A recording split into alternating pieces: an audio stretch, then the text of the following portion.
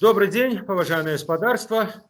С вами з пражской студии Юрий Дракохруст, а на сувязі з Менску, на скайп-сувязі, эканамічны аглядальнік порталу Тутбай Вольга Лойка и экономист Зміцер Круг. Тема нашей сённяшняй гутаркі – гэта год прэм'ерства Сергея Румаса. Гэты год споўніўся учора, літаральна, у нядзелю. Ну вот мы абмяркуем, што ж за этот год адбылося.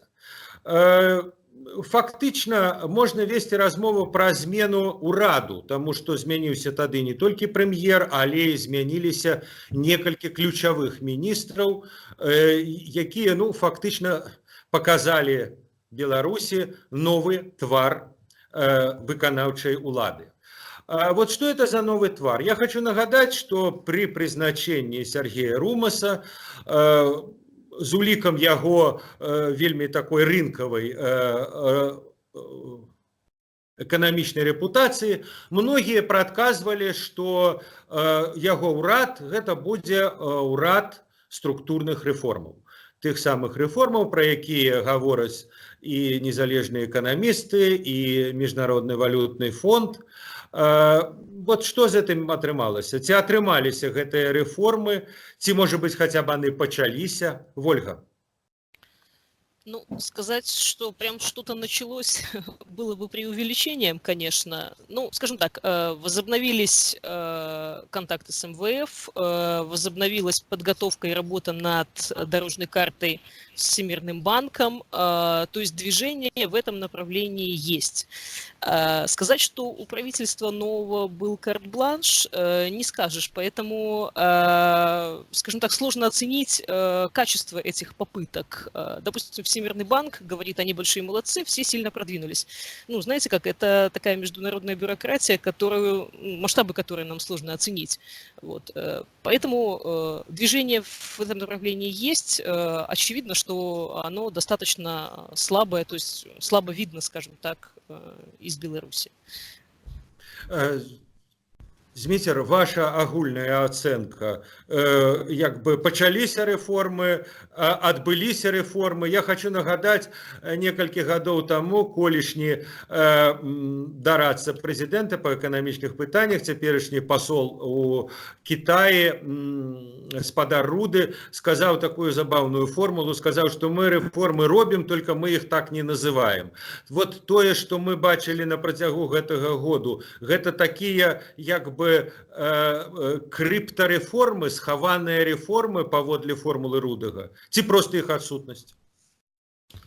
Ну, глядзіце, па-першае, я б хацеў запярэчыць той пазіцыі, якую вы заклалі ў сваім пытанні, што было такое ж шырокае чаканне ад ураду гаспадара Румаса пачатку структурных рэформаў. Мне падаецца якраз наадварот, калі вы памятаеце так званую інаўгурацыйную прамову гэтага ўрада, я маю на ўвазе тое, што казаў гаспадар Лукашенко, калі іх прызначаў, ён якраз такі казаў, што ваша асноўная задача гэта не страціць тое, што напрацавана, і распараджацца той гаспадаркай, якая ў нас ёсць, больш эфектыўна, але ж істотна яе не змяняць. Таму, шчыра кажучы, нейкае чаканне менавіта структурных інстытуцыйных рэформ, на мой погляд, яно не было абгрунтавана. Што можна было сапраўды чакаць ад гэтага ўрада, гэта больш эфектыўных і больш мэтазгодных крокаў у бягучым кіраванні.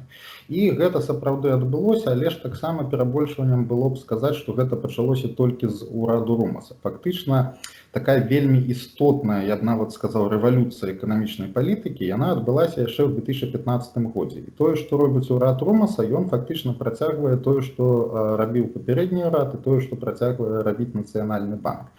Таму, шчыра кажучы, асацыяваць са зменам персанальнага складу ўраду нейкія істотныя змены ў эканамічнай палітыкі, на мой погляд, не выпадае. Асноўнае, чым менавіта бягучы склад урада, як мне падаецца, запомніўся, і што нова прыўнёс у бягучы парадак дня ў інстытуцыйнай сферы, гэта акцэнт на спробах палепшыць кіраванне дзяржаўнай уласнасцю, гэта назіральныя рады, якім стаў надаваць шмат увагі гаспадар Румас, і спрабаваць зрабіць іх больш працаздольнымі, больш, цытуючы яго, больш эфектыўнымі на шматлікіх прадпрыемствах. І таксама фактычна яны пасілілі такой нефармальны курс на не тое што курс, а падыход да эканомікі як да двух рэальнасцяў. Я маю на ўвазе, што ёсць эканоміка, якая складаецца з прыватнага сектару, і ў дачыненні да гэтай часткі сегменту эканомікі яны спрабуюць скарачаць адміністратыўныя бар'еры, якія існуюць, а ў дачыненні да эканоміцы так званай часткі яе традыцыйнай, дзе дамінуюць дзяржаўныя прадпрыемствы, яны фактычна робяць толькі тое, што спрабуюць палепшыць кіраванне, палепшыць менеджмент, але ж без істотных нават спробаў перагляду самого фундаменту бізнес-мадэлі гэтых прадпрыемстваў. І гэта, апошняе, што скажу, гэта тая палітычная воля, якая была абсалютна адкрыта агучана, калі яны прызначаліся. Вот яшчэ пытанне наконт волі, наконт карт-бланш, пра якой вы, Вольга, сказалі. Ну, тут сапраўды сложна сказаць, ці можа наадварот, проста сказаць, на што быў дадзены карт-бланш. Я хочу прыгадаць, што літаральна праз пару месяцаў пасля прызначэння Румаса ў лістападзе Лукашенко зладзіў прэм'еру натуральны разгон, разнос, падчас якога сказаў, што стратэгія не ваша справа, стратэгія гэта справа усебеларускага сходу і моя, а ваша літаральна гной вывозіце на поле. Это зразумела, Александр Егорович у нас майстра разгаворнага размоўнага жанру, але тым не менш, гэта было только такая рытарычная фігура, ці так оно і атрымалася. Развазіў гной спадар Румас, не гледзячы на все свае рынкавыя таленты. Так оно і было, Зміцер? Вядома ж, гэта метафора, але тое, што, это маё асабістае ўражанне, тое, што члены бягучага ўраду, яны зразумелі памылкі сваіх папярэднікаў і не сталі лезці значна ў стратэгічныя пытанні, мне падаецца, гэта менавіта так. І калі гаворка заходзіць аб уласнасці, аб дзяржаўнай падтрымцы, аб бюджэтных потоках, то бок гэта менавіта такія інстытуцыйныя пытанні, яны, як правіла, спасылаюцца на 5гадовую праграму, якая была зацверджана гаспадаром Лукашэнкам, на гэтыя стратэгічныя прыярытэты, менавіта са спадсылкай на існуючыя дакументы. І калі мы нават возьмем праграму непасрэдна ўраду, такіх спасылак на тое, што ўжо было зацверджана раней, там вельмі шмат. І, як я казаў, сапраўды новых істотных ідэй у інстытуцыйнай сферы там няшмат. Фактычна гэта спроба, я б сказаў, такого касметычнага ремонту, наладзіць тое, што магчыма наладзіць, без істотнага перагляду фундаментальных асноў той мадэлі гаспадаркі, якая склалася ў Беларусі. Вольга, а все ж таки эта формула Рудага бессмяротная, а можа все ж таки па ёй атрымліваецца нешта зрабіць, нейкія рэформы, нейкія кардынальныя такія крокі, маскіруючы гэта, робячы выгляд перад Лукашэнкам, што, маўляў, это так, мы тут, мовіць, просто кіруем, ніякай стратэгіі, а па сутнасці, магчыма, какие-то крокі і робяцца. Вы сами, собственно, упоминали, и Дмитрий упоминал, да, что есть попытка реформировать органы управления государственными предприятиями, но, скажем так, нащупывая эту поляну, да, до которой можно, они постоянно натыкаются на проблемы которые, опять-таки, на которые указал Лукашенко, да, то есть они выскакивают за свои полномочия, и с этим сложно будет бороться, то есть попытка хорошая, но нет, что называется.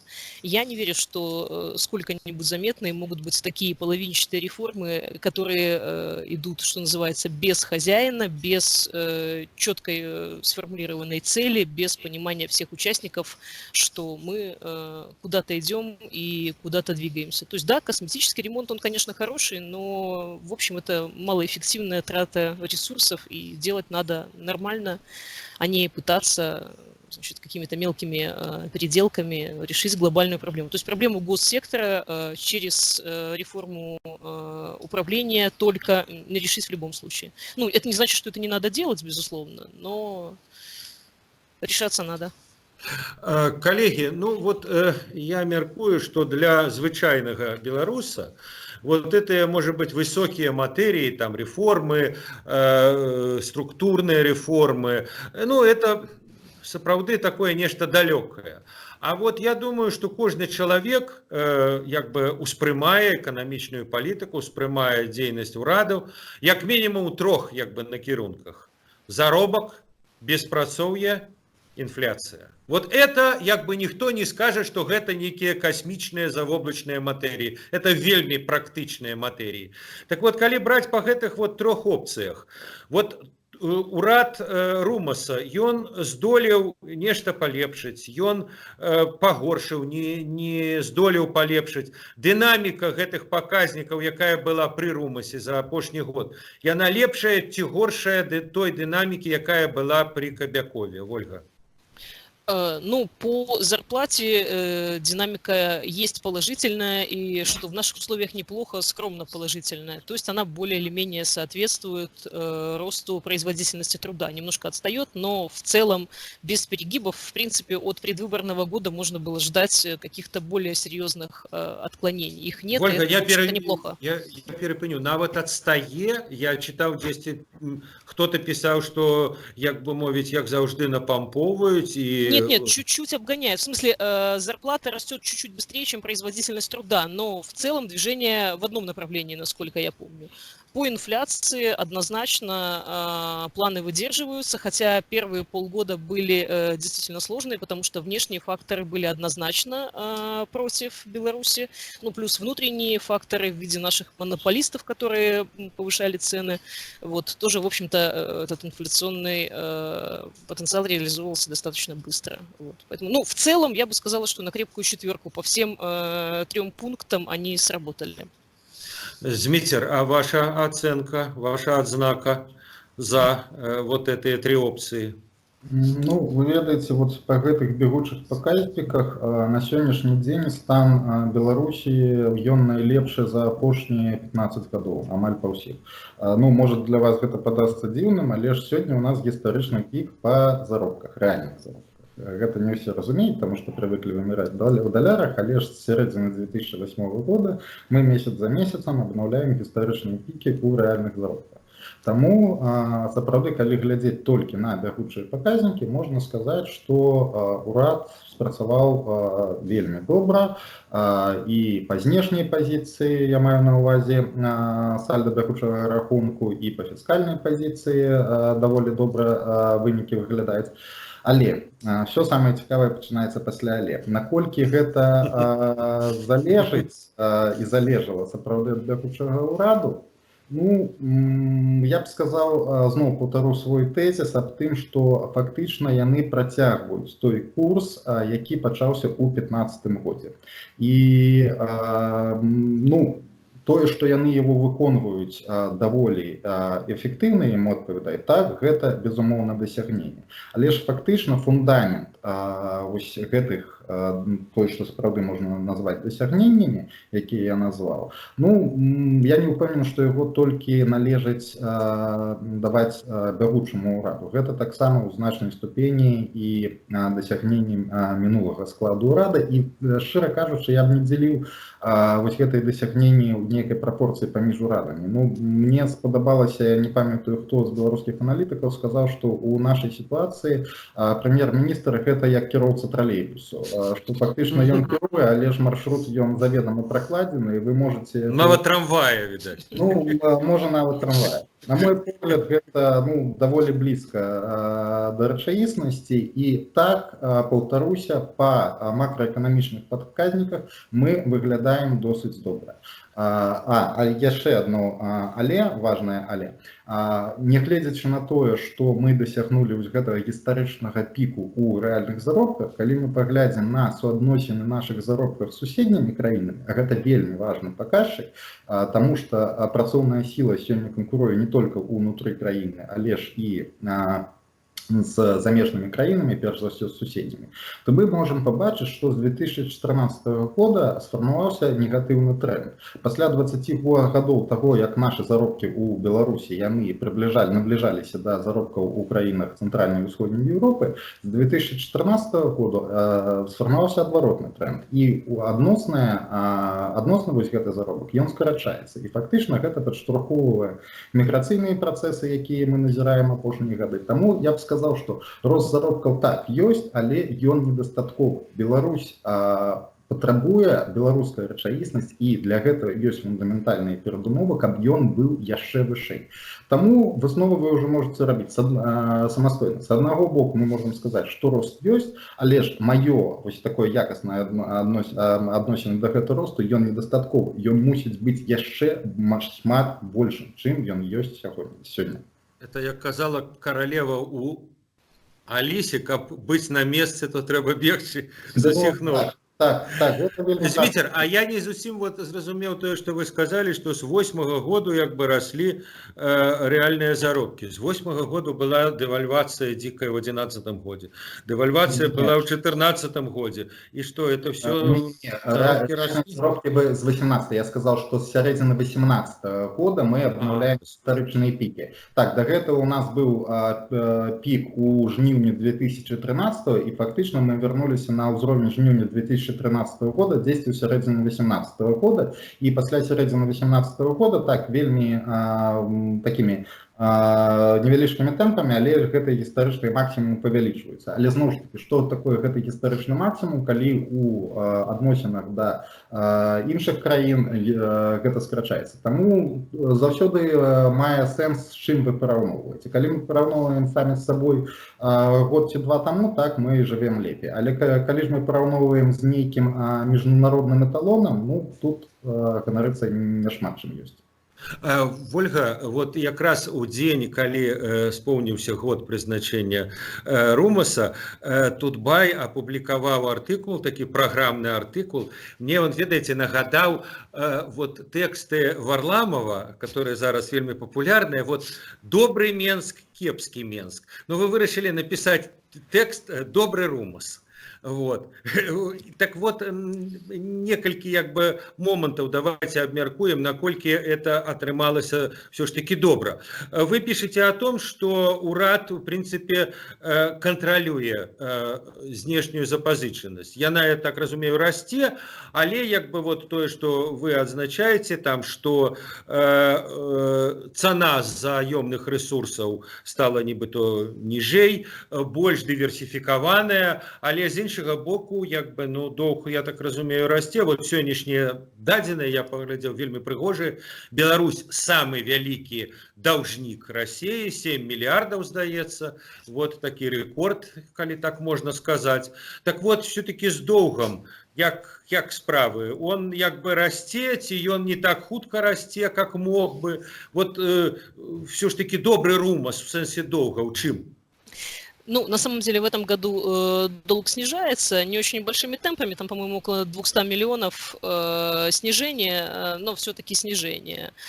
Улучшается его качество, в смысле, качество портфеля, то есть увеличиваются сроки, снижаются ставки, что, в общем-то, в наших условиях неплохо, потому что было бы странно, если бы мы вдруг, имея рост экономики на уровне 1%, то есть статистической погрешности, смогли вдруг отдать то, что мы годами назанимали.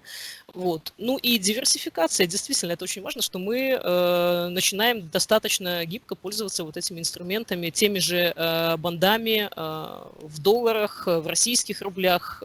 Ну, это важно, да, и нам еще в любом случае придется на этом пике на пике сумм, пике платежей несколько лет существовать. Поэтому, да, важно, чтобы было понимание, что мы зависим не от того, насколько Александр Григорьевич договорится с Владимиром Владимировичем, а от того, как рынки, допустим, оценивают Беларусь, ее прогресс, ее экономику. Вот. В этом году аппетит к риску белорусскому был, поэтому, в общем-то, заимствование, ставка оказалась несколько ниже, чем предполагали эксперты по бандам, которые мы разместили в российских рублях.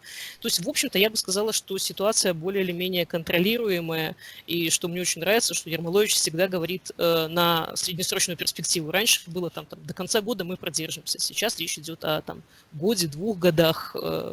Вот, когда мы вышли на плату платежей, это важно.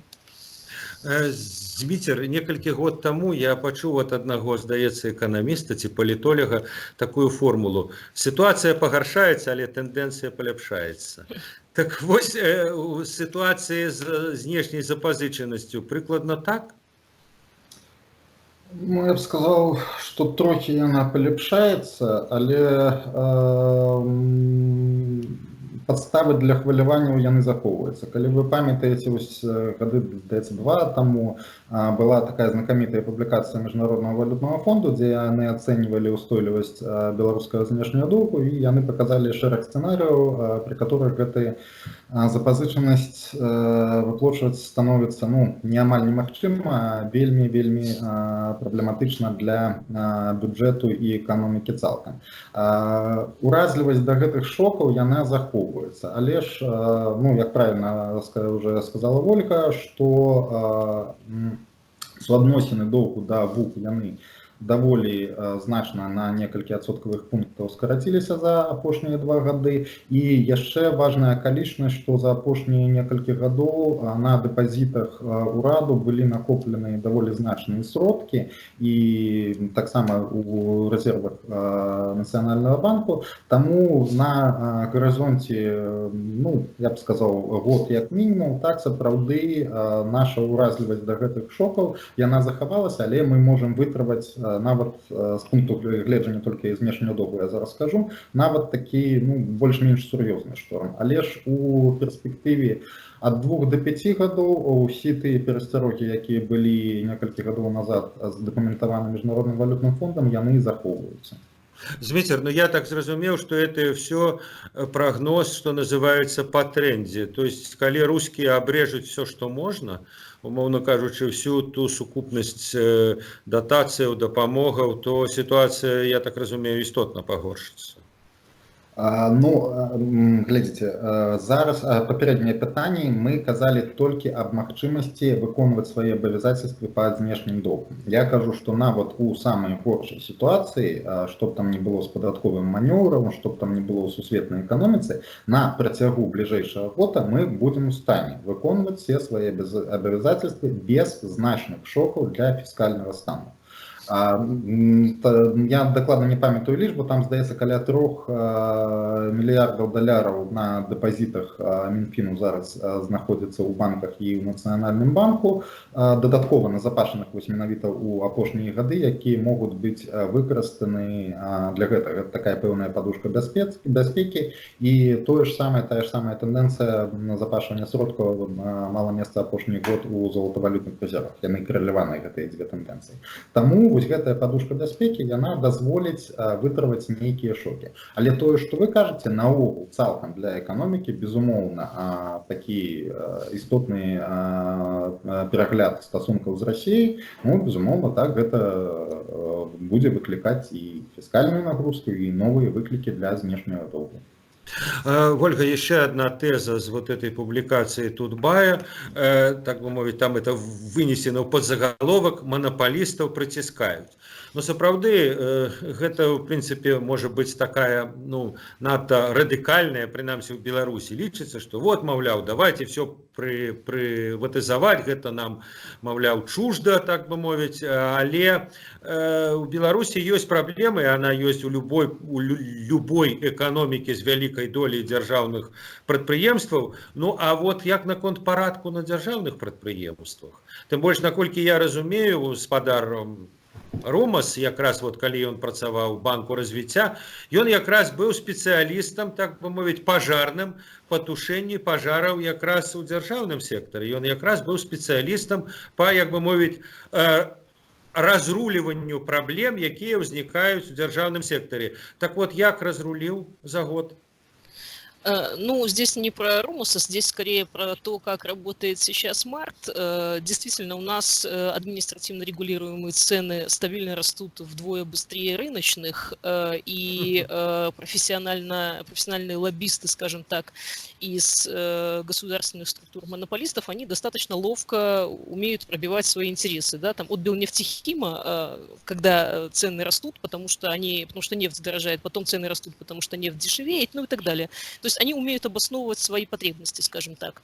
Сейчас, допустим, вот сегодняшняя новость, там Белтелеком увеличивает тарифы на 8,5%. А почему, собственно, на 8,5%, если инфляция у нас заметно ниже? Да? То есть и вот впервые, наверное, буквально на прошлой неделе Нацбанк публично сказал, что, товарищи, давайте свои структурные проблемы перестанем наконец-то решать путем повышения тарифов. Давайте искать возможность снизить издержки, давайте структурно меняться, но нельзя постоянно расти быстрее рынка. Вот. В этом плане достижение достаточно неплохое, хотя, конечно, это очень сложно. Наши отрасли-монополисты, они все такие большие, важные, они умеют себя лоббировать, поэтому я даже не знаю, кому бы я больше из правительства не завидовала, Колтовичу или Турчину, допустим, две самые сложные позиции такие. Зміцер, ну і ваша ацэнка, як з гэтымі драконамі-монополістамі у беларускага волата Румаса атрымалася за год? Ну, ведаць, такую абагульняючую ацэнку я б не даваў, таму што там у гэтым пытанні трэба падыходзіць тут сапраўды да кожнага прадпрыемства, ну, калі не асобна, то неяк агрэгаваць іх у групы. І гэта такая даўняя рэкамендацыя, якую мы ў аналітычнай супольнасці даўно лабіравалі, і таксама МВФ дзесьці ўжо гадоў 5 таму казаў тым, што каб разумець, што рабіць з дзяржаўным сектарам, трэба зразумець, на якім свеце знаходзяцца розныя прадпрыемствы. Хтосьці уже зусім не жывы. І туды нават падтрымліваць іх жыццядзейнасць гэта марная справа. Кагосьці сапраўды пры лепшым менеджменце, пры падвышэнні эфектыўнасці за кошт нейкіх там дадатковых захадаў можна вывесці з бягучага кепскага стану, а хтосьці нават знаходзіцца нават сёння ў даволі добрым стане, ну, напрыклад, я ведаю, Белаз, здаецца, той же ці хтосьці яшчэ. Таму адказ вельмі залежыць ад суадносінаў колькасці і маштабу вось гэтых групаў. На жаль, статыстыка такая у разрэзе па прадпрыемствах, яна не з'яўляецца публічнай, таму гэта пытанне, якое даволі часта, калі абмяркоўваць эканамічную палітыку, людзі задаюць адно аднаму. А вось як ты лічыш, што адбываецца ў дзяржаўным сектары? На жаль, мы даволі дакладна гэтага не ведаем, таму што ў адных прадпрыемствах нічога не адбываецца, яны фактычна памерлі, а ў іншых даволі ўсё можа быць і добра. Таму што, каб на ваше пытанне адказаць, трэба зрабіць вось гэтую сегментацыю, пра якую кажуць уже 3-й год, але вось чамусьці гэтая рэкамендацыя, яна прамаружваецца і ігнаруецца. Ну і апошняе пытанне, папрашу коротко адказаць, урад Румаса і бізнес. Адменены некалькі артыкулаў крымінальнага кодексу, прынамсі пра ілжэ-прадпрымальніцтва, чаго вельмі дамагалася бізнес-супольнасць. Ну а ў цэлым, вот як можна ацаніць ўзаемаадносіны паміж бізнесам і урадам? Зміцер. Ну, на мой погляд, даволі добра, і фактично з чого починав бягучы склад урада, зноў ж таки, яны працягвалі традыцыю, закладзеную мінулым складам, яны вельмі шмат казалі і кажуць аб паляпшэнні умоваў для бізнеса, аб скарачэнні адміністратыўных бар'ераў, і сапраўды гэта робяць. Чым, на мой погляд, значны недахоп тут не дзейняў скорее гэтага падыходу, што гэтага замала. Для таго, каб актывізаваць прыватны бізнес, трэба пачынаць менавіта з дзяржаўнага сектара. Чаму? Таму што дзяржаўны сектар ён засмоктвае залішнія рэсурсы з эканомікі, і таму што ён, ну, такой метафорай скажу, сваёй фінансавай неплацежаздольнасцю ён забруджвае эканоміку. Ён генеруе вось гэтай тэндэнцыі росту даўгоў, зніжэння фінансавай дысцыпліны і гэтак далей. І ў гэтай атмасферы прыватнаму бізнесу развівацца даволі цяжка. Таму калі проста знізіць і нават ліквідаваць усе магчымыя бар'еры, на жаль, гэта недастаткова, калі агромная плашчыня у вас у ёй дамінуюць вось гэтыя дзяржаўныя прадпрыемствы, якія сваёй мадэллю існавання яны не даюць магчымасці для развіцця прыватнага бізнесу. Таму, калі падсумоўваць, ну, накірунак, конечно, гэта лепш рабіць, чым не рабіць. Тут я магу пагадзіцца, але ж плёну і эфектыўнасці з адных толькі гэтых дзеянняў не так шмат. Вольга, и ваш отказ. Как постоянный посетитель советов по развитию предпринимательства, которые проводит Турчин, могу сказать, что в принципе жаловаться наш бизнес уже научился, слышат его в общем-то хорошо. Осталось научиться объединяться и научиться формализовать свои проблемы. Не свои маленькие проблемы, а более или менее масштабные, объединяя их с коллегами. Вот этого пока не хватает. Но то, что их слышат, это точно, это приятно. И это, в общем-то, такой достаточно неплохой шаг вперед.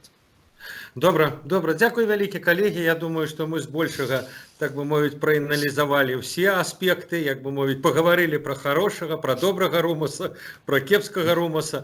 І я нагадаю, што з вами быў Юрый Дракахруст і мае калегі, эканамічны аглядальнік парталу Тутбай Вольга Лойка і эканаміст Зміцер Круг.